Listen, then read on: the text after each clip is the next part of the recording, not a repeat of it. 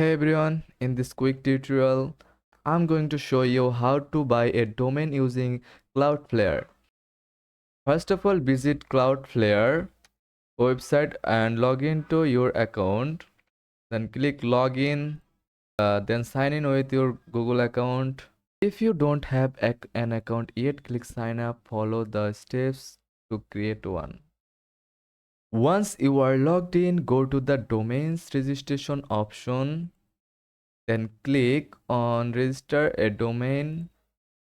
Use the search bar, type in the domain name you want.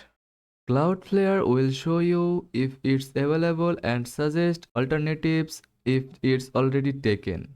After choosing your domain, click add to cart or click confirm.